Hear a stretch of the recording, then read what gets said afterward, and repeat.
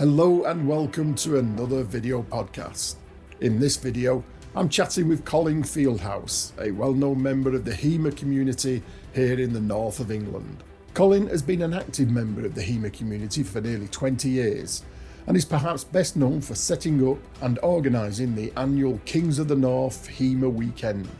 During the interview, Colin speaks passionately about his love of all things sword related, as well as giving us an insight into what it takes to organise an event that draws people from all over Europe to a small town in Yorkshire. So let's jump straight into the interview. Hello, Colin. Howdy do, how you doing? Hello. In the introduction, we gave a little bit of your bio and who you are, but can you tell us a little bit more who Colin Fieldhouse is? Oh, that's a question you shouldn't really get into. So let's think about this. So I'm a bit of a historian, I guess, swords person, dad, husband, all the other usual stuff, really. You're a nice rounded individual. I'd like to think so, yeah. But yeah, that's pretty much about me, really. I mean, if we're looking purely from a HEMA point of view, I'm somebody who's been involved in HEMA it'll be 20 years coming this February. I've done lots of different weapon systems during that time. I've been to lots of different places, met loads of really cool people. I've taught, I've run my own club. I've been an assistant at a club. I've run large events such as Kings of the North. I've been to loads of events, and it's playing with swords has been a key point, like a cornerstone of my life since as long as I can remember, really. So it's fair to say you like swords? Yeah, just a little bit. I mean, my one of my key childhood memories was one day, I think it was James Bond. It was definitely, it was License to Kill, I think it was, a Timothy Dalton one. And in it, there was mention of the Battle of Waterloo, as the bad guy reminds Bond that Wellington had to hire German mercenaries to defeat Napoleon. Now, avoiding that horrific historical generalisation completely. Because they were Prussian, not German, weren't they? Yeah, there was Prussians, there was Hessians, there was loads of different people from all the different German states in there. And the Prussians were a separate army entirely. And the Brunswickers as well were in there too, which used to be part of Great Britain a few years before Napoleon annexed it. But that got me interested. And my dad was like, oh, right, I can make some stuff. So my dad, being who my dad is, he went out to the garage and made my brother and I swords and shields, not Napoleonic at all, but we'll bypass that.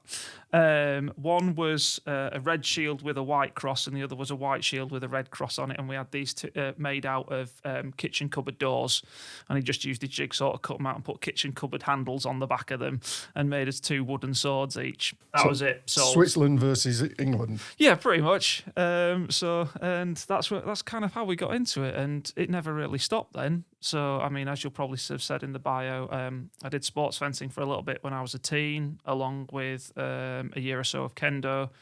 Then went to university, and I went to university, in West Yorkshire. Unfortunately, I was close enough to be near what was then the European Historical Combat Guild, which trained the Royal Armouries in Leeds.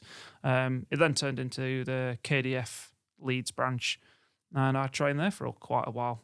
Whilst I was there, I got to know a lovely gent called Paul Bennett. I went off to train to become a teacher, so I had to move to the wilds of East Yorkshire, where there was very little HEMA about.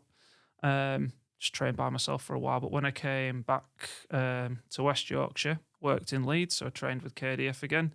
And then after a while, I got a call from Paul going, hey, do you want to start something up a little closer to home? And so Schola Gladiatoria Chapter 6 was born in Bradford.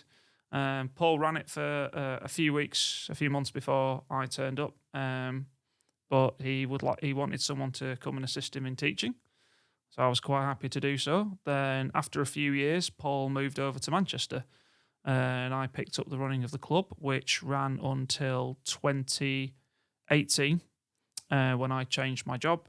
Which unfortunately meant professional life got in the way of playing with swords, and I wouldn't be able to run the club anymore. But that club has now evolved into Saltaire Academy of the Sword. I still go and teach there because I've then switched jobs again, which means I can have more time to play with swords. So I go and teach there, but now it's run by a gent called Stephen Shepherd. Yeah, because I've trained with Paul when he moved to Marple. Yes. The Scholar Gladiatorial there. Weirdly, that's nearer where I grew up. So I moved to Bradford. Oh, so you're not a Yorkshireman? No, I'm not Yorkshireman born and bred. I missed out by one generation. My dad's from Yorkshire, but my mum's from near Liverpool. So I grew up just south of Stockport, halfway in the middle, and now I'm now halfway in the middle between my parents and my better half's parents. So you mentioned that you used to do Olympic fencing, Yeah, and then you also did kendo. Yes, it was mostly because so it all started obviously with making swords and shields. My dad making us swords and shields in the garage, and then when I got older, I started watching Sharp. I think as many teenagers did around that time, and so I wanted to learn how to use a saber.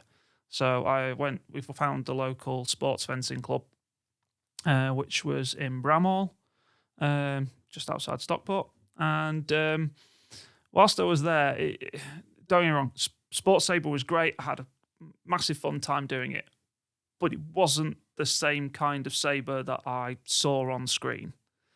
And at the time, I didn't know anything about Roworth or Matthewson or any of these manuals that were out there. And to be fair, even then in the mid-90s, HEMA was at the start of its modern renaissance. And so I wanted something a bit more real, if you know what I mean. And then one day walking out of Olympic fencing, I then saw these guys in all their kendo gear having a great time whacking each other with shinai. And I was like, ooh, that looks awesome. So I went and did that for quite a while. But life gets in the way of these things occasionally. So I was only able to do it for about a year. And then I had to stop going to that club. And then I ended up going to uni, which is where I started my HEMA journey with, let's all do longsword because Lord of the Rings is out and that looks awesome. So, yeah, that's where I went with that. So you didn't do Olympic fencing long enough to damage your knees? No. It always looks dangerous on the knees. Yeah, I did it. I did it for 2 years. I mean, the guys there ran it great. Always proper warm-ups. Everything was fine. The kids class that they did, or the older kids class, it was a teen class. Fantastic. They were so good with us from the start. But I was the weird one from the start because everybody else walks in and they want to do foil and epee, and it's like, anybody here want to do sabre? And there's me at the end going, yeah, me. And they're always like, oh, there's always one Sibra, isn't there? But it's nothing like a sabre. It's not a curved blade. It's still a foilish. It's based off Italian dueling sabres in the early 19th century. The heavier sabres gave way to a new style of sabre fencing in the sports arena, at least, which was based off Hungarian and Italian styles at the time. It was a lot lighter because before, if you were doing sabre, we've still got masks that you can see, which have large bars across the top for extra impact protection because they weren't light by any means. I think they were about another 50 to 80% the weight of what current sports sabres are, which is around the 300 gram mark, I believe. I mean, when I started martial arts, I started on a karate system called Shukakai, and it was all sports, and it was like getting the first in, and also almost a tapping, and that's how I imagine Olympic fencing being. I always say it's like any time you pick up a sword, it's like having a multi-sided dice, a D20, if you will. So that it's all HEMA, kendo, Olympic fencing, whatever you do and whatever spin is put on these things. I mean, we can say it's two sides of the same coin, but there's that many sides to it. It makes sense as a D20. Plus, I play D&D. So I was going to say that went way over my head. So it's all the sides of the same thing. That there's always going to have a slightly different viewpoint on it, but at the end of the day, we're all playing with swords because we like them and they're fun. So it doesn't kind of matter what angle you're putting on with it, as long as you understand that however you do it, there's always going to be artifacts that you're putting into that. So like with modern Olympic fencing, whichever branch, foil, epee or sabre, you've got target areas, you've got time in which you can return a cut to your opponent before to judge whether it's a double or a clean hit, and who's going to score points and things like that. And that's fine. I mean, Olympic fencing teaches amazing distance, athleticism. It's fantastic. So if you don't have HEMA near you, go do that because it's awesome. It's actually great on TV as well. I saw the Olympics. And with all the lights. And, I was going to say, they've made a huge step up from what it was in the mid-90s, where you just watch it and all you'd see was a point, and you're just like, what happened? But like you say, now, at least with the lights and everything else, there's a spectator element to it, which makes it a lot more interesting to watch than before. So have you done any other martial arts? Have you not had time in your busy life? I've played about with lots of different things. I've had lots of people turn up to the club who do lots of other stuff. The one thing I did have a go at was Gatka, which is a Sikh Indian martial art, which is based on swordplay from the Indian subcontinent, which has a long and rich tradition in itself. And that was run at the local Sikh Gurdwara, one of the many in Bradford, where I went along and say, hey, can I have a go? And they were like, yeah, come on in. This is great. And that was really nice because I wanted to see the differences because they use tulwar or pulwar, which is, a curved sword with various kinds of grip on it, but generally you grip it fairly differently to a saber because it keeps your fist in a hammer grip rather than being able to put thumb on the back and vary your grips like you can do with saber. And I wanted definitely no thrusting. No, wasn't unknown, but generally speaking, no. You were taught to get up close and just cut away whilst defending yourself as well. Is it all about flow? There's a lot of flow to it, yes. Certainly when you see Gatka demonstrations, the athleticism and the flow that they show through using, is it a latte, the stick that they use? But they do sparring as well. So not only are you doing what you would know as kata through certain plays and things like that, you also do sparring as well, which is very interesting because you don't wear a mask and essentially you're given a stick and off you go. Which was really, really fun. And the gentleman I trained with, Govinda Singh, he was ace because I'd always do what I've been taught in class. And then I always remember one time he goes, right, okay, do some of your British stuff as well. So I was like, right, okay. So the first thing I did was I went and wrapped a giant T-shirt around my hand so I could actually hold it in the guard position. Because you didn't have a guard? Yeah, it didn't have a guard. No, you just had your knuckles. So generally when you're sparring Gatka, you come home with lots of lovely stripes. So I wrapped up my hand in a guard and we were having a play around, so I had changed the wire fence completely. And, we got a few hits on each other and that was grand. And then at one point, he came up to give me what we class as a cut one in sabre. So I parried it up and then I wrapped his arm up to do a disarm. But the next thing I knew, he had his tiny little kirpan right here. And I just went, you haven't shown me everything, have you? He goes, we can't give all our secrets away. But that was ace. That was so much fun. I had a great time training with that. Unfortunately, that club had to shut because Govinda, bless him, drove up from London every Friday to come and teach the class, then went to see his family, and then would drive down on the Saturday. But obviously, that's a lot of commitment to running a club. This must have been a few years ago, because traffic now. Yeah, you couldn't do it now. This was in I think it was about 2015, 2016. I just recently lived into London. It took me 5.5 hours. It was ridiculous. It's crazy. I mean, I was down near Portsmouth at a place called Stansted Park in July, and that took me ages to get down there because I was invited by a gentleman who I met at fight camp.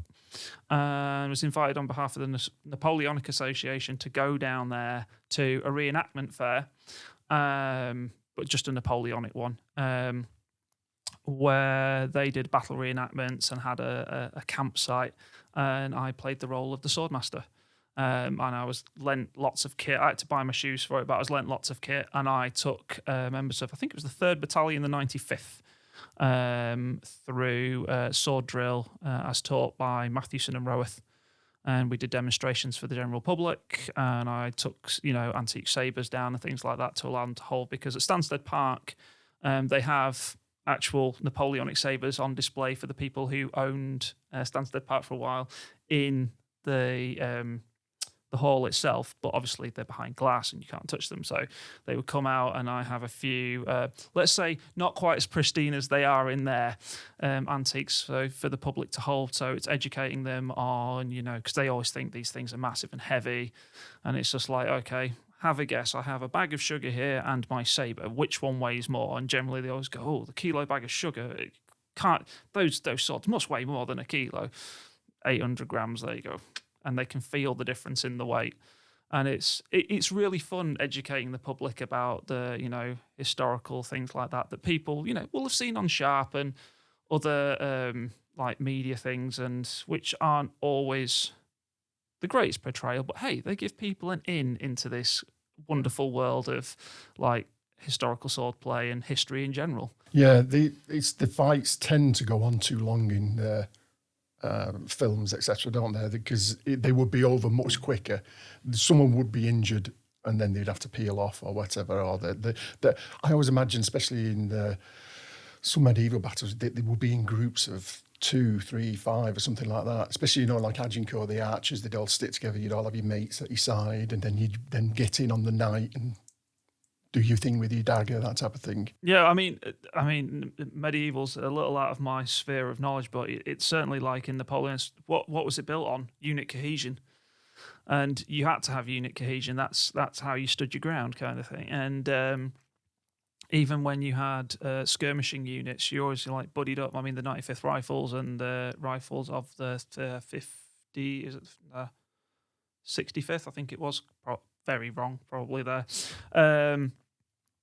They were always paired up, and it was a totally different way of training them, but you still had that unit cohesion and that unit morale. And so, yeah, absolutely. It's all about being there. But you're right. So in media, and I've talked about this on YouTube before, fights in there aren't going to be realistic because they're there to tell a story. And entertain. Yeah, exactly. So, I mean, if you look at Pirates of the Caribbean, for example... Never seen one. You've never seen one? Okay, so first one's awesome, the rest of them... but there's some nice little bits in there to keep, people who have a vague clue about swordplay entertained whilst allowing to have a bit of a show going on. Have you ever seen The Princess Bride? I want to. I've heard so much about it, and I've seen the clip where they're dueling and they name all the masters, but I've never seen it. Just go and watch it. I mean, it's fantastic. Best sword fight on film because it's there to. I mean, it honours all the classical Flynn sword fights and things like that because Carrie Elwes and the other guy who plays Inigo Montoya's name momentarily escapes me. Is he the chap out of 24? He's the CIA. He's in Criminal Minds. I know he's in that one anyway. But they trained for a few months beforehand with Bob Anderson, who did the choreography in Star Wars and Lord of the Rings as well. But he made them train every day, even whilst they're on set. As soon as cut was called and the scene was sent to print, sword in hand, let's go, because we need to train. But that's when you get something that even fencers will sit down and go, hey, I know it's not realistic, but man, that was awesome. And just throwing bits and pieces in there that make it so good. And it's there to, like you said, it's there to entertain and tell a story. And so we have to accept it for that. But then we can go and read historical accounts. For example, there's a book called Swordsmen of the British Empire, where it has first-hand recounts of sword fights that happened in the, I think it's 17th, 18th and 19th centuries. And you get an idea there of how short, brief and brutal they could be. And how, it's always useful to have a guy with a firearm by side. Yeah. Instead of a dagger, have a firearm or something. Yeah, exactly. I mean, I might as well ask you now, because one of the questions I always ask is, what's your favourite film? But it seems that we're in. Oh, wow. So if we're going swordplay, I just sit down and watch The Princess Bride. It's great. I mean, there are quite a few other really good ones out there. There is a Polish film which has one of the best sword fights I've ever seen, but I am not going to do it the disservice of trying to pronounce its name because I cannot remember it. Being into sabre, though, you must have seen The Duelists. Yeah, the duel list is fantastic. Would I say I enjoy it as much as The Princess Bride? No. But it's the ending. The ending's depressing. Yeah, well, when your whole country's been, has been at war for a couple of decades and then it finally loses and there is a whole brave new world in which you have to crack on with, and there's all these soldiers who now have nothing to do, who mainly have known nothing but war since the late 1780s, early 1790s. It's a world that we can't really imagine, and yeah, it is depressing, but imagine being there. It's like your whole purpose in life, you have served nobody else but the emperor since you were a young lad, early teen, and now all that's gone, and your entire country, your entire purpose is now gone, and all you've got is this duel that you've been walking around with for about a decade, and suddenly you've lost everything. Everything you have is gone. He plays it well, Harvey Keitel. Yes. Yeah. Oh, I mean, it's absolutely fantastic to watch. And the thing I really love about it, for me, the best sword fight's at the start. It's the small sword fight in the farmyard, and it's near that. It's a raised building, and the way. Oh yeah, he's not with the main star, is it? It's just Keitel at that point. Yeah, and it's just the way everything in that. So like Cameron, who filmed it, was for me the way he got the shots and made everything look like a painting from the era. I know that was his intention anyway, but he absolutely gets it. And then you go and watch something like Kingdom of Heaven, and you're just like, what have you done, man? I mean, you had a historical epic which only had two main characters, and it's fantastic. And then director's cut, notwithstanding, because I actually kind of like the Kingdom of Heaven director's cut because it actually explains motives behind a character. Shocker, they need those. But the cinematic version was just like, did you? Yeah, no, I didn't like that. And I remember lots of people getting really excited because they mentioned Fury in it. And they do Posta di Falcone, where he's holding the sword above his head. And he goes, you use it to hit down at the legs, and you can just hear every humorist go, oh, so close, and yet so far. Okay, Princess Bride. I shall put that on my list. I'll try and get that now. So let's go back into training. Do you train regularly now? Yeah, once a week at Saltaire Academy of the Sword. How do you train? Do you have like a favourite technique? Because I've got the impression you're well into sabre and the Napoleonic era. That's your main thing. Yeah. You're not really a longswordist. Yeah, no, I grew out of that. I'm saying that to bait all the longsworders now. No. So, I generally stick to sabre. I studied Napoleonics at university. Growing up with Sharp, that's what I wanted to learn. And I went to longsword, mostly because of Lord of the Rings, to be fair. I've done poleaxe, I've done Fiore dagger. I have dabbled occasionally with small sword, and I've never done rapier. I like rapier. I wish I could do more rapier. Yeah, rapier and dagger. That's the great thing about HEMA, though. There's so many things that you can choose and pick from. Go for it. But no, sabre has been the constant throughout all of this. So even though I've had a long sword, like when my wife and I got engaged, she actually bought me a long sword as an engagement present because she said, I've got a ring, you need something as well. I'm like, yeah, I'm not going to turn that down. So, I mean, that's a sword I will never ever get rid of. That takes pride of place in everything. Even though I don't really do that much longsword anymore, that takes. Is it on the mantelpiece? Yeah, so in my little office, it sits on a little rack just above my computer. So it just sits there, and it will always be there. It's always very, very well taken care of. Is your wife into sabre? No. She entertains the fact that I will grow old but won't grow up, and I will always play with swords until I am physically unable to. She's quite happy with that.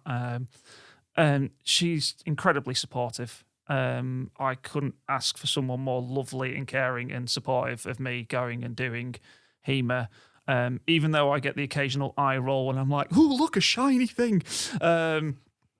it's still, you know, she's bought me kit, she's helped me and supported me going to places that I've never been before to go and teach events abroad and things like that. You know, she's amazing.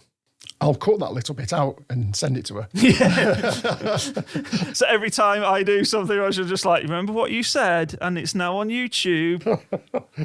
Yeah. So Sabre, why Sabre? What is it about the Sabre that you like? So, and do you feel as though you're a master at it? No. Would you like to be?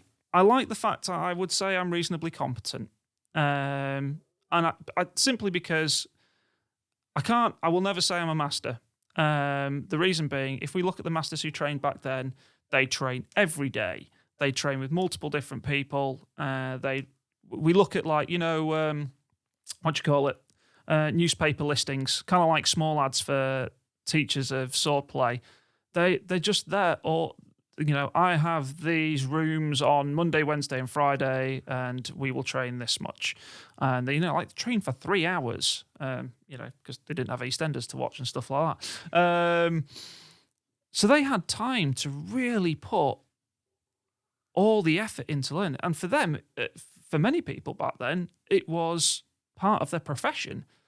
I get to train for 2 hours a week and master it, even though I've done 2 hours a week for nearly, you know, 20 odd years with a few breaks in between. So let's say 16 years of roughly once a week I've trained.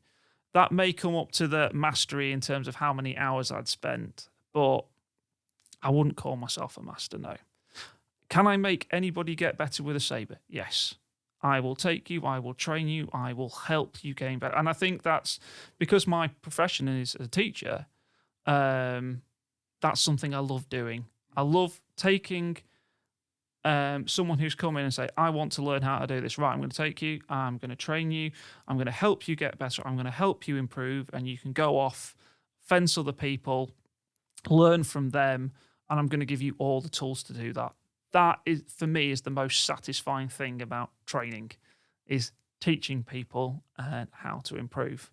For me, myself, it's the general warm up. I go through all the basic bits that the manuals tell us to do.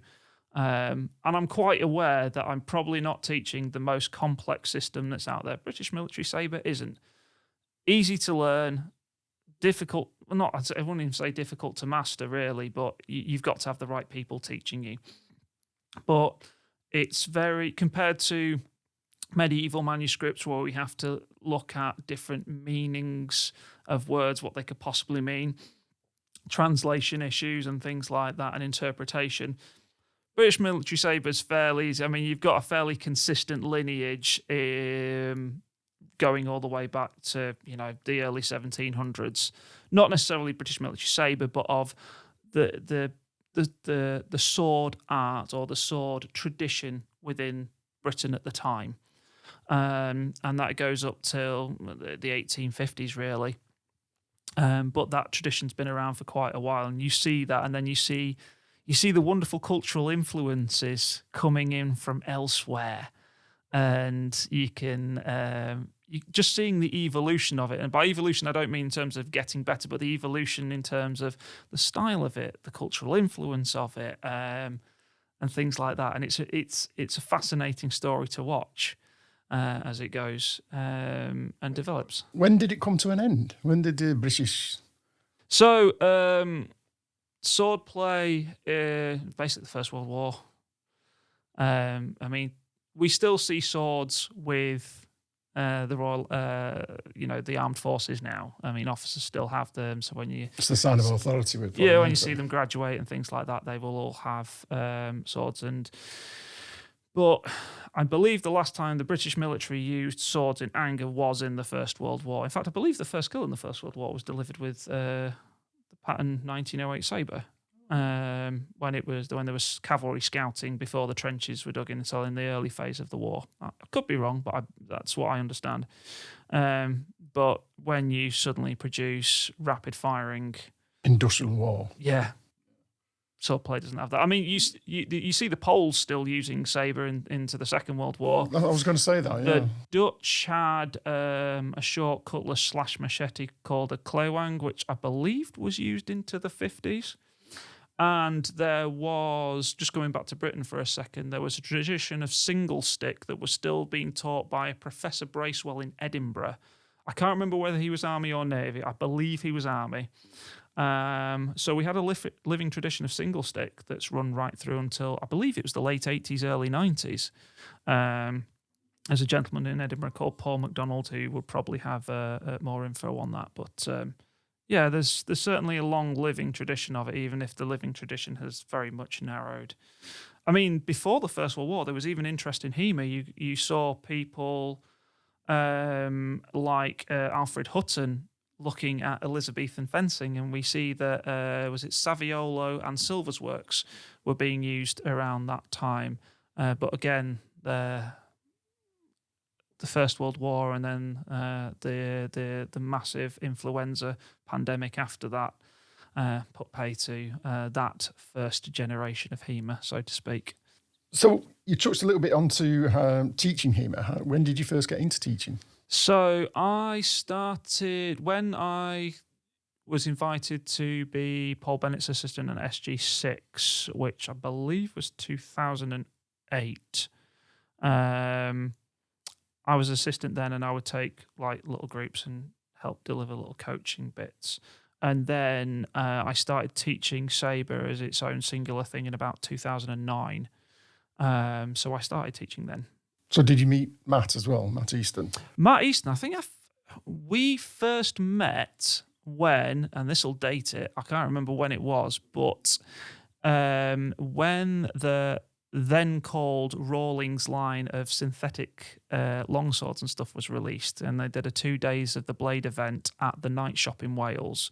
I mean, those synthetics are just Night Shop synthetics now. But when they were first released, there was a tournament, and that was the first time I met Matt. So I met him in a pub in Conway. I remember meeting him and Lucy there. So, yeah, it was around then that I was teaching sessions because, I mean, it's a lot for one person to teach a full 2 hours. So I remember always Paul split it up. So we do longsword for, we do warm up, then longsword for the first 40 odd minutes. Everybody wants to do longsword. And then we do something else afterwards. And generally that would be me doing sabre, or we do dagger, or we do poleaxe, or loads of different things. I fancy poleaxe. I've never done poleaxe. Oh, it's hilarious. If you want to see a really good poleaxe fight, there's some guys called Dave and Newton who train up in Carlisle. And if you ever want to see two guys who are good friends have a right old fun time bashing each other with poleaxes, go and have a look at them. They're cracking. Is that on YouTube? They're always at fight camp and stuff like that. I'll see if I can find it. Hunt them out, yeah. I'll tell you where they are. They're always at Skipton. They do the reenactments at Skipton. Right. Along with a couple of other guys. I think Dan's up there as well. He used to come to SG. But yeah, I think it's the Red Wyverns, their group is called, that do their reenactments at Skipton. They're really good guys. So a standard HEMA class, you'd go through the warm-up and then techniques and that, and then you'd always end with sparring. Do you enjoy sparring? Yeah, it's fun. What's your favourite technique? Oh, so the guys at club always go is basically a moulinet feinted cut one. So if you don't know what a moulinet is, it comes from the Italian, which means little windmill. And I'm going to use my patented sabre demonstrator here. So it's a rotation in front, which I then do a cut one, which from the camera's perspective is cut diagonally from the top right to bottom left, which is then feinted. So I don't deliver the cut because you watch for the person to go across and guard themselves. So you just whip it round the outside line. But because they've moved their arm across here, it presents a lovely target. So it's a little whip, bang, on the arm. And it's the one I always teach my pupils first, because with most things with sabre and any sort of play, your first, intention is not going to land, because generally speaking, people are going to see it. They know what you're going to do, and you're setting it up. So what you want is to be able to move their sword offline, and this is almost regardless of system. You want them to move their sword off that line so you can create an opening which is more beneficial to you elsewhere. And I mean, that's my favourite. Bam, done. Lovely. What's your weakness? Weakness? Oh, too many pizzas, man. I am not as fast as I used to be. So back when I was, I mean, I think this gets everybody. It's like back when I was younger and athletic, it was fine. I could get away with a lot of stuff. You could just burn calories. It was fine. Yeah, it was grand, and now it's not quite that, and yeah, I'm not quite as fast as I used to be. Hand speed, not too bad. I mean, I train with Indian clubs on a daily basis, so I can move a sabre around pretty quickly. I was up in Glasgow couple of months back now, for the Weestramash, which is won by, and Vicky and Ben, if I pronounce this incorrectly, feel free to hit me with a sabre. It was Saoirse, the club up there ran it, and I was fencing a beautiful backsword fencer called Ben Hamilton. I mean, he's young, athletic, and he's ridiculously good. But he came up to me afterwards and goes, "Your feints are really fast." They had me on my toes a few times. I mean, he tore me to shreds. Don't get me wrong, he's fantastic. But he was like, I mean, that for me, that's a nice thing. As long as I can give people a challenge and I can learn something from them, that's fine. But got a few medical things and bits and pieces. As you get older, things get a bit more creaky, and it's just making sure you're aware of what your body is capable of and fencing within that. But again, now for me, the greatest pleasure that I have with sparring, certainly at the club, is seeing the people I teach put into practice what I've taught them there.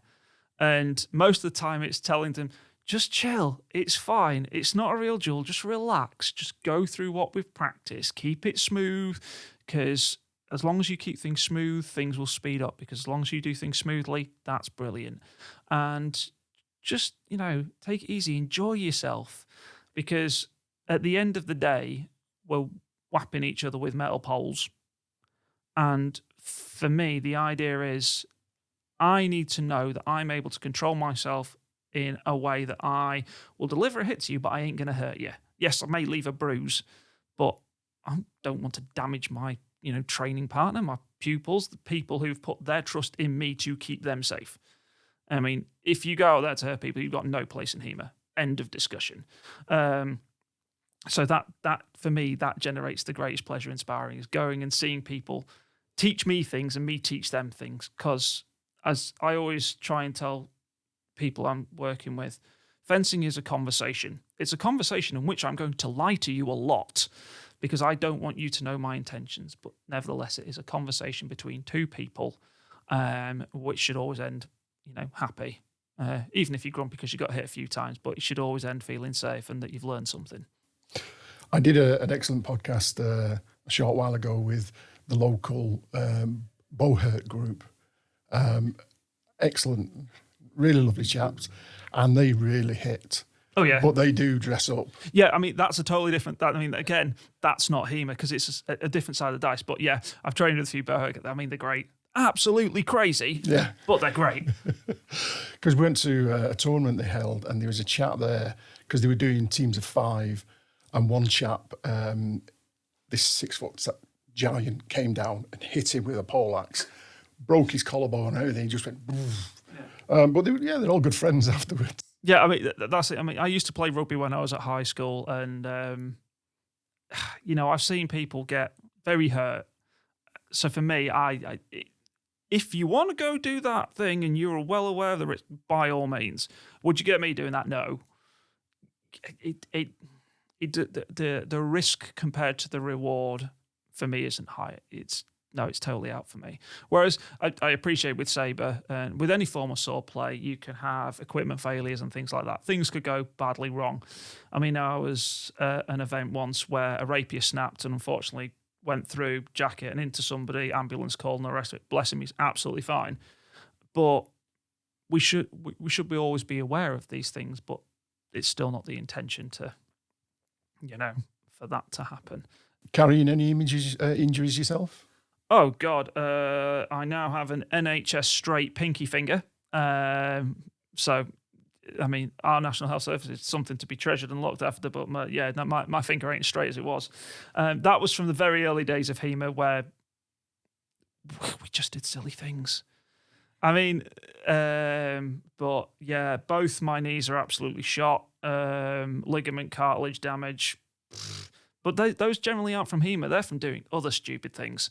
So being sabre, you're not really bothered about hand protection so much, are you? So you can't wear gauntlets. It depends what stuff it depends what sabre you're fencing with. So, like, if you're fencing with something from the Napoleonic era, there's not so much hand protection on there, especially if you're fencing with something like a 1796 light carve or. Is it just a light knuckle? It's just a knuckle bow and things like that, or a flank officer sabre, or the 1803. It's just a fancy knuckle bow. Later on in sabre, so like when you get to the mid-Victorian era, you get proper bowl guards and stuff. But I'm still wearing. I've got the Thock Weapon Master gauntlets now, which are just brilliant for sabre. I really like them. But I used to fence with the Red Dragons all the time, and I mean they're the quintessential introduction glove. Excuse me, for all of HEMA. Did you put the plumber's pipe in the end? No, actually, I didn't. I never used the finger protection because of the size of glove I had. My fingertips didn't reach the end of the thing, so they wouldn't have been any use anyway.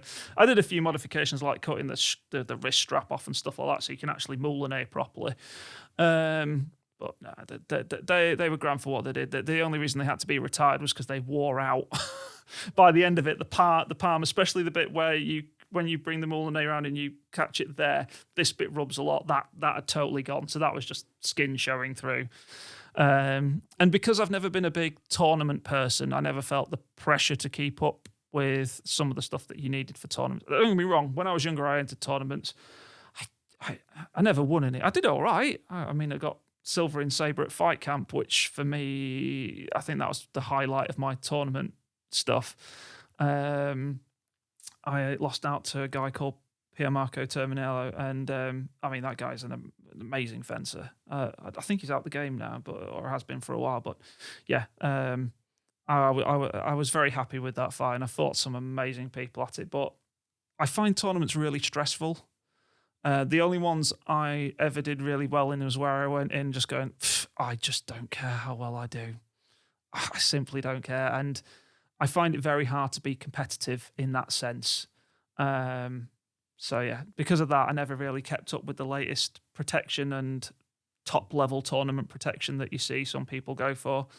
So I generally just fight with what I've got now. I mean, my mask, my mask is from 2007 and it's still going, which for, either it's now a biohazard or I just don't get hit in the head that often. If you lose it, you can smell it. Yeah, exactly. Yeah. And the thing, what I've done is I used to go to an event called the International Sabre Symposium, which was run in Hamburg, and they'd always give you name cards. It's in Sabre Symposium. My name is so-and-so from this club. And I just used to stick them on my mask like that. And they're all still there. So I'm very happy with that fact that people don't whack me on the head. It's usually an arm hit. It is what it is. But it's I've got my kit now, and my kit will be replaced when it falls apart. That's the way I go with it, because either your kit or yourself will fall apart. Yeah. Well, that's great, because you mentioned tournaments, so we'll move on to Kings of the North in a moment. But before we do, your club, is it still open for new members, and when do you train? So Saltaire Academy of the Sword, run by Stephen Shepherd. We have a website, which I believe is saltaireacademyofthesword.co.uk. May need to check that. See the link below. It runs once a week on Wednesdays, runs from 8 till 10. If you want to come along, just email in the club. You can contact us via email, which is on the website, or there's a Facebook page, Saltaire Academy of the Sword. I think we've still got it under Sword Fight Bradford as the link on Facebook. What we do is we do beginner sessions every 2 or 3 months. We'll do a specific beginner session, and then you can come along for a month and see how you get on. And generally speaking, we're doing kind of quite well with that. We have a waiting list for people to get in, but don't let that put you off. Because we are, it's like running the club. There's always people who put the name down and then life changes. And so we'll always have a few. How old do you have to be to start? You have to be 18, generally speaking, unless we've got a dad and son who come along And because when you go sub 18, you have a load of things to do with DBS, child protection, all the rest, quite rightly so. So we would always have a responsible adult who will come along with you. But I think the youngest we go for is 16. But you must have a responsible adult with you at all times who is taking care of you. Probably insurance purposes. Yeah. I mean, the people who insure us, I can teach down to age 5. But we have to have everything else in place as well. And as enthusiastic amateurs who run a club, that is a lot of work and a lot of responsibility. So we just go, no, 16 plus with a responsible adult with you, and over 18 if you're coming by yourself. I can tell you used to be a teacher. I'm still involved in education or in many respects. So it's never something that leaves your head too quickly. I'm a archery instructor, and the things we had to watch and go through for the child protection. But so ladies, what about ladies at your club? Yeah, we got quite a few ladies who come along as well. Everybody's welcome at our club. We make a concerted effort to make sure, hey, come on down. It's fine. We do have a few rules in place, but none of them regarding, it's mostly regarding conduct rather than who you are. So come along, you're welcome. It's absolutely fine. Come along, join our club. HEMA's a good de-stressor. Yeah, exactly. Come play with swords. They're awesome.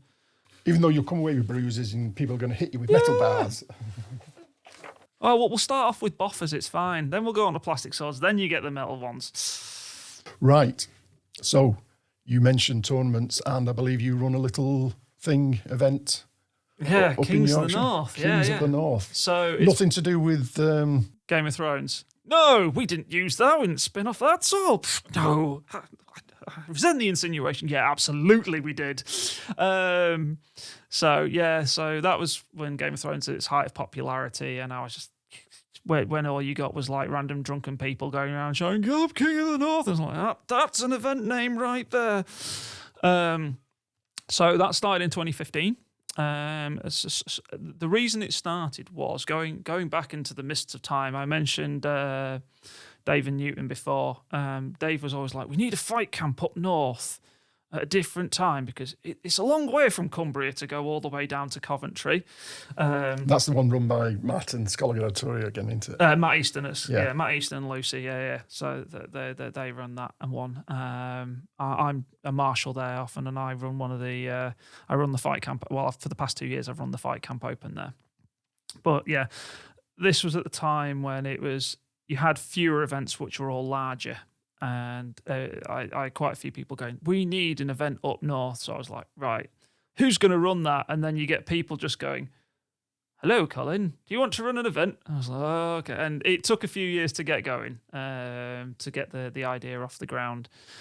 And so, yeah, started in 2015. We had lessons it was a single day event. We had loads of different lessons and a tournament at the end. And that was generally how HEMA events were run back then. It was I think in the first year we had like 50 people rock up, which surpassed my expectation. It really did. Then the second year, it was the same place, still a single day thing, and we had 65 people turn up. And that's when you came along and did certain little videos that are still on YouTube. They'll be on screen now. Yeah, so we did that. And then in 2017, we then moved to Victoria Hall in Saltaire, which was built in I think it was 1872. It was finished and open, but it had a fencing hall in there. So we had the longsword tournament run in a Victorian fencing hall, and drill hall, which for me was like super awesome. And it was a fantastic location. We stayed there for 2 years. Unfortunately, being the fantastic venue it wasn't cheap to hire out. So in terms of budget, it started to make less and less sense, especially when I'd come from a sports hall, which was significantly cheaper to run, but this place was significantly more awesome to vent in. And the other thing running it in February as well was it got pretty dim, and in the giant hall that it was, when you're trying to judge a rapier technique in the rapier tournament in the half dark, it was just like, oh my, no, we're not going to do this again. We need to find somewhere else. And then obviously working in education, I get to know quite a few schools around. So in 2019, I changed it up because of what I really love and the area of HEMA that I really, really like. I decided to do it as a British military arts, a celebration thereof, from 1745 to 1895. All the long stories now, booing, boo. Yeah. I got a few like, but why aren't you doing longsword anymore? I'm just like, if I'm going to run an event, I've got to have the enthusiasm, the passion behind it, and the real want to do it. And trying to please everybody all of the time is really, really hard. So a little selfishly, I went, sack it, I'm going to please me instead.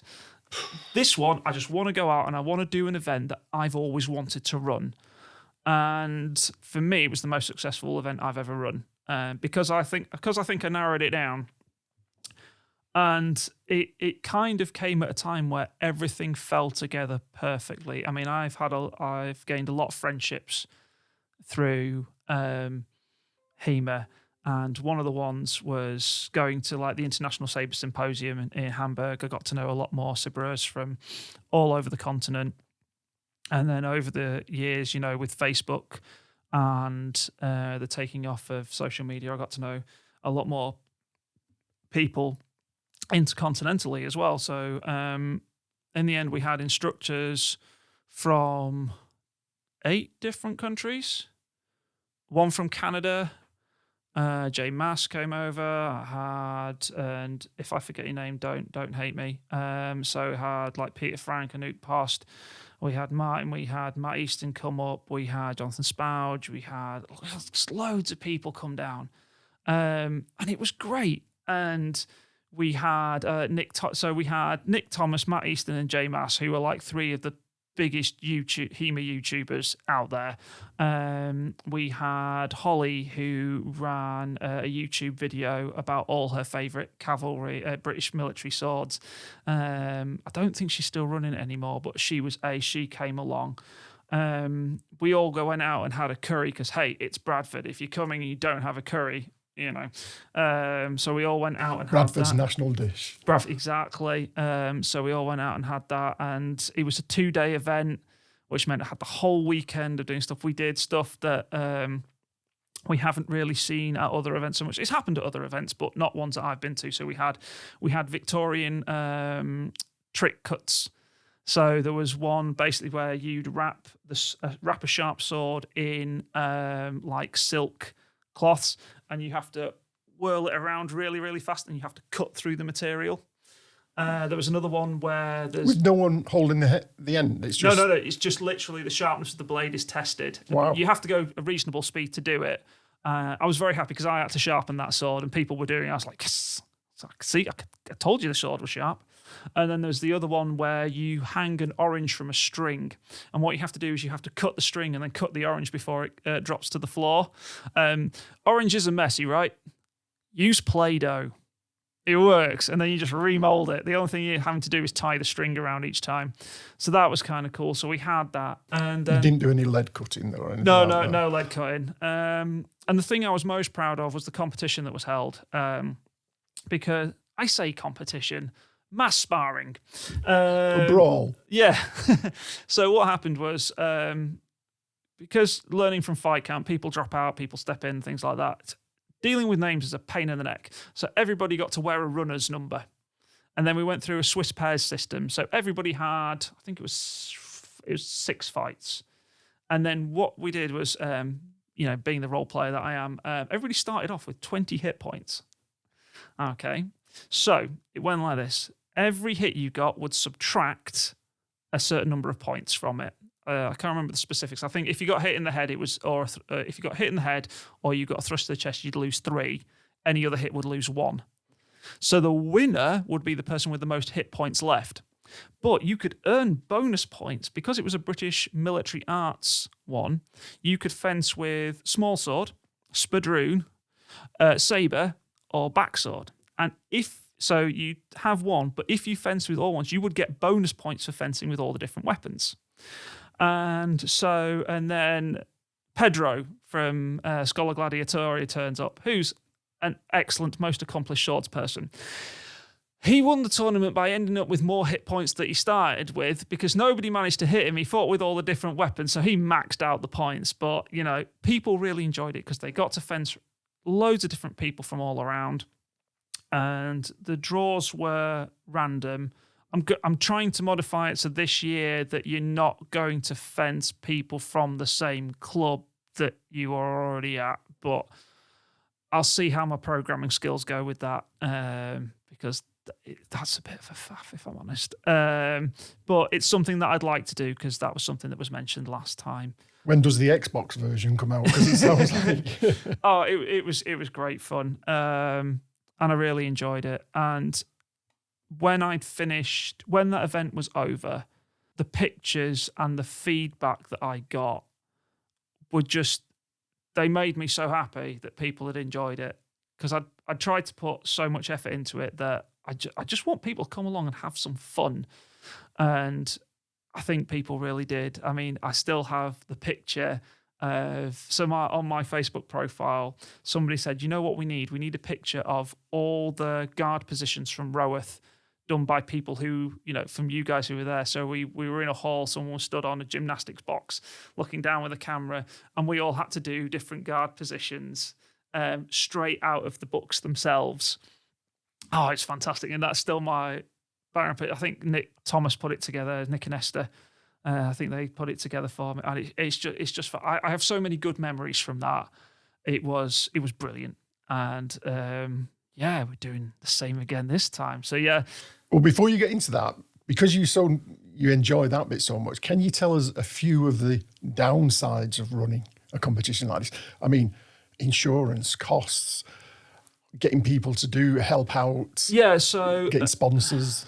Right, so the one thing I learned from all the other Kings of the North is keep it simple. You've got to. So my insurance, I'm insured with a really lovely company called the British Combat Association. They help me out with all the insurance. I get to phone up the lovely lady that is Dawn in the office. Shout out to Dawn there. Yeah, absolutely. I talk it all through with her and she's like, yep, you're covered here, here, here, and here. This is how you do it. This is your public liability insurance. This is your personal liability insurance. This is your buildings insurance. This is everything. So I can just shove that to the place that's hosting us. And that's all nice and sorted. So that's grand. Everybody who comes has to have their own personal liability insurance. That's it. If you're coming, you need insurance. You're not coming in if you don't have that. Because loads of people come from different associations and stuff like that, because we don't have one overarching HEMA association. But that's a whole political conversation for another day or week or month. So is that an individual person who has their own insurance, not a club that's attending? Yeah. So everybody has to have. I mean, generally speaking, when you get insurance, it's your own personal club membership, which includes that. There's quite a few different providers out there. I love the BCA because they really, really help me out. But there's plenty of other really decent providers out there too. So it depends on what your club do. Go with what your club do. We just use that because, hey, it covers us for what we need to do. That's fine. So what about the venues? When you say you choose a venue and you say, oh yeah, we're coming here and we're all fighting with swords, did they go, whoa? Generally, I rock up with my HEMA bag, which is sat down there, and I show them what we do. I say, hey, look, this is basically sports fencing that's slightly more feisty. And they all go, oh, yeah, that's cool. We really don't care what you're doing in here as long as you've got everything organised. And we do. We rock up with our own first aiders. Most places, I mean, the place that we're hosting it this year provides a first aider for us as well, but you stand in a hall full of HEMAists and go, who here has a first aid qualification? And generally speaking, at least a third of people will raise their hand, but we just have a nominated person as well. So tickets, signage, sponsors? Sponsors, I'm going to have only a couple of sponsors this year. There's a couple of guys who I know, the Ive brothers, who run a great little website called Raven Forge. They are going to come and do some sponsorship with us because they're awesome lads, but they want to come along and do the event as well. So, fair play to them, that's grand. But whereas in the first few Kings of the North, I was trying to get everybody to sponsor me, and it worked really well. Don't get me wrong, I will be forever grateful for the sponsors sending us the stuff. It's another layer of complexity that I can take it or leave it, if I'm being honest. That's not to say you shouldn't go out and get sponsors if you want to have an event. But for me organising it, and just as a very quick shout out as well, it's not just me organising it this year. I have Sue Kirk who's helping me. I'll explain why in a little bit, but she's ex-forces officer, so if anybody's going to be organised, Sue is going to be organised. Wasn't she at the one I went to with knives? Yes. I remember her. Was that Sue with the knives? That was Sue with the knives. Oh, yes, that's Sue. Yes, that's Sue. Yeah. So, yeah, Sue with the knives is helping me organise this. I'll come back to wine a little bit. But, yeah, so I'm narrowing down the number of sponsors. I want to keep it something that people can enjoy, because one thing that I find really stressful is remembering to do all the stuff as I go through an event. Remembering to remember sponsors. That's sometimes, one time I forgot to do it, and I've stressed myself out about it afterwards, because I was like, damn it, I should have done that. How did you forget? You had it on your notes, but in the heat of the moment, when you're handing out prizes, awards, and trying to do everything before everybody disappears out the door, because when we did the last two Kings of the North, we had the Beast from the East visit us, which made things really easy to organise. I had a video from somebody travelling up the M1 at 4 a.m. on the Saturday morning going, I might not get there. And all the M1 was just this flat snow all the way there. And I'm just like, oh my Lord, this is good. And people's flights being cancelled. I had my good friend Magnus Hagelberger came over from Sweden. His flight was cancelled. So the people put him up in a hotel, and he got back to Sweden like a day late, which caused problems with his work, and it was just... So I changed all that. I ramped it all down to super simple. And so I will have a few sponsors. They'll be there, and that's great. If someone wanted to come forward and sponsor you, would you be open to them contacting you? Yeah, absolutely. If they want to come forward, you will always get thank yous. You will always get, photographs of people holding your stuff and a shout out from me, and you will always get a place on our Facebook page. Another thing about keeping it super simple, keeping a website going. Oh my Lord, I had great help from a friend of mine called Martin Oswick. He set up the first Kings of the North website, which used to be rulethenorth.com. So that was quite good. Did you like the way I brought you down there? Because you were so enthusiastic before about HEMA, how much you enjoy HEMA. Well, to be fair, in 2020, when I was organising it for 2020... Oh, yeah, COVID. We've not mentioned COVID. Yeah, well, this was the thing. I was cancelling events before it was cool, because he says... I was sat trying to get my head around how I could make Kings of the North just as good as it was last time. And I couldn't. I could not get my head around it. I had an absolute crisis of confidence. I put the tickets up for sale. I'd started organising teachers to come. And then I think it was in the December, I was just like, I can't do this. I've done it. I can't do this again. And to be honest, I'd had a really low moment. And for those of you out there who helped me through that, thank you. It was really tough. And then COVID came along, and I was kind of like, oh, I would have had to cancel it anyway. Oh, I can just... I didn't in the end. I had to have a good few chats with a good few people, because I was at a really low point then. And it was good to have the friends I'd made go, hey, what? It doesn't matter. Yeah, people would be, it's just an event. If it doesn't happen, it doesn't happen. And then COVID, it wouldn't have happened anyway due to COVID. And then 2021, we still didn't know what was going on. So I just decided, no, can't do that. And this year, 2022, again, I looked at it and I was just like, we just don't know. There's a lot of manpower and effort in hours you've got to put into this. And I was just like, I don't think I can do this again. And I also had to sit down, take a good long look at myself and go, do you know what, Colin? The word delegation is really important in your life right now. You need to do this. So you quickly learn you can't do everything yourself. And the thing is, all the previous ones, I had a great team around me, but I would only give so much. I needed to learn to give more stuff for people to do. So with my good friend Sue, I sat down and said, look, can you help us? And she's like, yep, absolutely. And she's brilliant. She's by no means the only one out there who would have helped me with this. But She didn't hold a knife to your throat or anything? No. She is more than happy, and which is fantastic. And so she's helping me organise this. We're going to do another little planning meeting soon. So tickets will go on sale probably after Christmas, before or after Christmas. I don't know yet. It's on the list of things that I just need to finish getting sorted. We'll put all the details below, but just quickly tell us, where is it and when is it going to be? Okay, so it's going to be at Oakworth is it Activity Centre? I can't remember the exact name, but the link will be below. It'll be on the 4th and 5th of March in 2023. It'll be a 2-day event. The price of tickets is going to be £65 for 2 days of HEMA.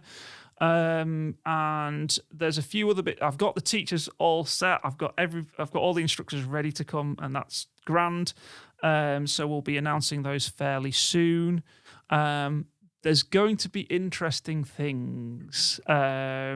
I'd love to give you an exclusive right now, but I just haven't got them all organised yet. But it's going to be the same theme, pretty much the same theme as it was last time. So, except this time it's not just British military arts, it's European military arts, branching out a little bit. And from the 18th, 19th and 20th centuries. Still no longsword. Still no longsword. You might just get a bit of rapier in there though.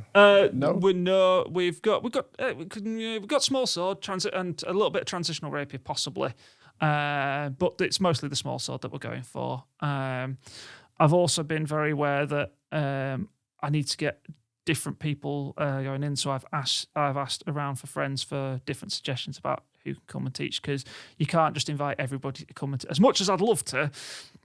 I mean, my whole dream HEMA thing is a week's retreat where we get lessons and stuff like that. It'll never happen, he says. But, yeah. So is it a large town? Will there be places for people to get hotels, B&Bs, Oh, yeah. camping? So it's Oakworth, which is just outside of Keighley. Camping in March is not advised in West Yorkshire. However, there's plenty of places to stay. So it's easy to get there from Bradford itself. So if you want to stay in Bradford, you can. All this info will be going up and going out so people can get booked in. Plus, hey, let's face it, who wants to come to West Yorkshire in March? No one. So all your accommodation should be fairly cheap. I mean, I remember last time people were getting Airbnbs. They're coming up as a club, having an Airbnb together and stuff like that, which is really, really good.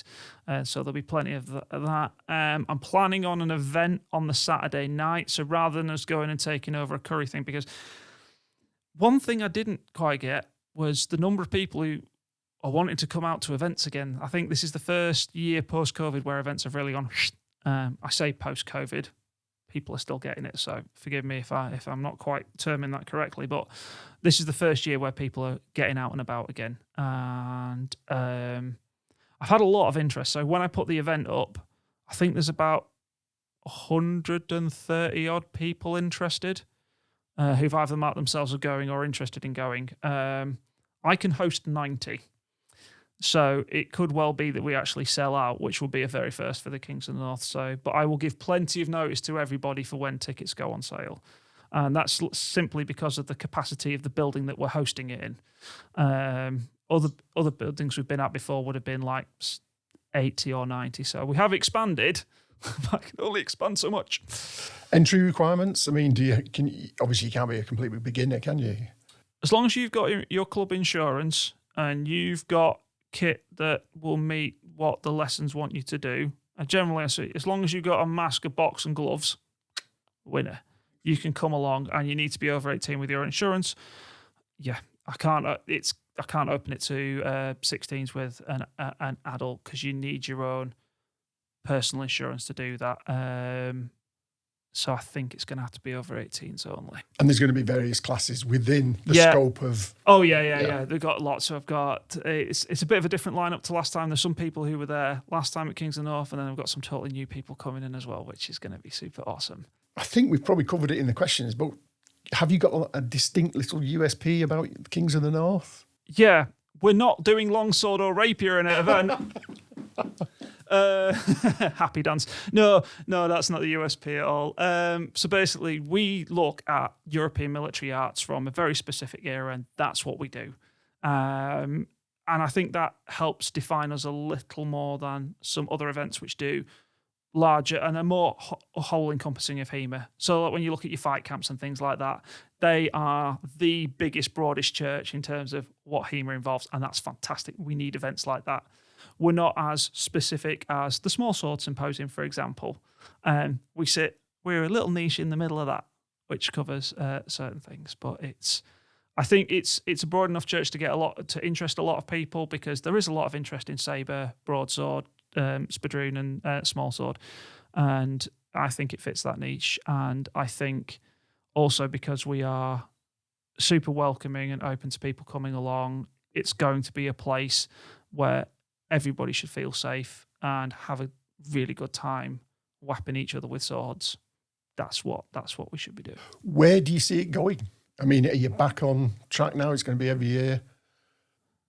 Watch this space. It depends how this one goes. I think so. I think it depends on, let's just say, family and professional life are really busy. Which is they get in the way, don't they? Yeah, it's so irritating. Look, children, just stop wanting me to be your father. I need to organise a HEMA event. Come back when you're 18. You've got your own insurance. Yeah, exactly. No, so it's stuff like that keeps me very busy. And don't get me wrong, I love what I do as a job, and I love spending time with my family. This takes up a lot of time. So it's basically on me to learn to delegate a bit more and to just be a bit more relaxed and not quite as about it as I have been previously. And I think I'm starting to take the steps in the right direction for that. We'll wait and see. I'll ask Susan. Yeah, she can tell us. So you're not sure how that goes. How do you see the future of HEMA? Oh, wow. That's a big question. So, because it's obviously big on YouTube, isn't it's it? big on YouTube. I know in the States it's been broadcast on like local television before and stuff like that, which is kind of cool, which led to one of the greatest HEMA memes going out as well, which was a guy going, the interview going, playing swords is it's not a safe thing, is it? Oh, no. So how did you get into this? Playing with swords. Brilliant, absolutely brilliant. You can hear the crowd laughing in the background. I think there will be more interest over time. I think people will become more specialised. I think HEMA will branch out into its own very specific little things, but I still think there will be a broad church of HEMA going around. At least I really, really hope so, because nothing is, for me, in terms of HEMA, is as fun as going, and this is going to sound really weird, sitting in a field in Coventry, watching people with a whole bunch of different weapons, just having the grandest time learning how to do different things, and then an hour or so later going and picking up a totally different weapon and learning how to use that, and just having fun. I think that's what I'd really like to see. I'd still love that broad church. I still love the fact that people get into lots of different things. I think we'll see a sportification of it, especially if it's going to TV. I'd like to see it in more entertainment media. I mean, we're starting to see things creeping in, like in House of the Dragon recently. We had a couple of the Targaryen swords, Blackfire, and the other one that I can't remember. They were made by a quite renowned swordsmith called Peter Johnson from Sweden. And they're awesome and they're ace. And he's done work with Albion Swords in the States, who build HEMA sparring weapons and stuff like that. So we're getting nice little links. Things are starting to creep in. We're starting to see, we had... there was that local maker as well in Todd's workshop. He did some. He's fantastic. I own lots of his shiny things. So he does YouTube stuff with Matt Easton as well. And I think this modern media of YouTube, you can find whatever you like, right? So there's a lot of interest in that as well, which is really, really good. Whether it breaks ever into the mainstream as being recognizable as one of the different forms of karate or one of the different schools of kung fu and things like that, I don't know. That's one of the problems. We don't want it to splinter too much into different organisations, just like martial arts, and then they're all rivals with each other. Well, yeah, I mean, that just... It gets too political. Yeah. Look, I don't want real life in me HEMA. I say that slightly sarcastically, because there's certain things you do need to put in as a point, but I want to go to HEMA for everybody to feel safe, have a grand time, be accepted, be welcomed, and to, learn to use swords in a fun way. I want that. I need to leave. I'd love to be able to leave certain things at the door. I know that may never happen. I know certain things may come through that door, which we have to deal with. Of course we do, because life can never be fully left behind. But I still want that. That's the dream. To come to HEMA, not have to worry about anything else, make sure everybody's happy, make sure everybody feels included and safe, and have a great time. This late in the recording, it's hard to explain to members of the public because members of the public won't be watching this far in what HEMA is. I mean, because you've got reenactment on one side, you've got O'Hurt on the other, and we're roughly in the middle. Yeah. We just like learning systems and it's dueling. Yeah, essentially. I mean, some people who do it slightly outside. I mean, one of the most fun lessons I've ever taught was Swords in the Age of Black Powder, where we reenacted historical scenarios with foam boffers and Nerf pistols. And it was just, I had one guy at Fight Camp this year. He goes, "You remember that lesson you taught at Fight Camp the other way?" He goes, I was like, "Yeah." And he went, "So we all went back, we all bought boffers and Nerf pistols, and we hold you solely responsible for that." And I was like, "Fantastic, that's exactly what we want." He goes, "No, the club was chaos for about a month afterwards, because all that happened was we'd end up in boffer fights and Nerf guns." So, okay, well, it's all fun and games. But yeah, it can get a bit tricky. So it's like, we look at historical texts with modern equipment and fence as we do. However, there's a spectrum within that as well. Some who go slightly more towards the reenactment, who dress up in all historical garb with still protection in, and we see this in people who produce companies who produce protective garb.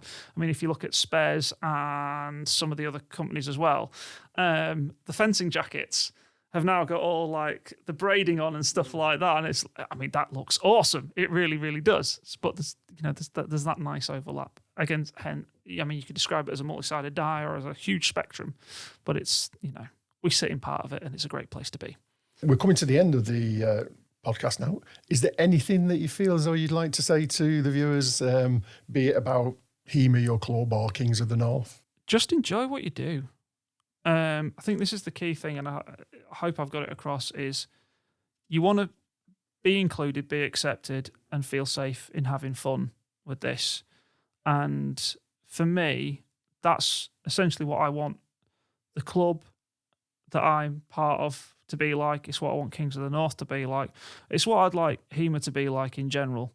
And I mean, HEMA, there's plenty of political hot potatoes going on in HEMA anyway, just as everywhere, isn't there? But that's not what I want my HEMA to be. I mean, I will have been doing this for 20 years now. I wasn't quite the first group of people who started doing it in the late 90s.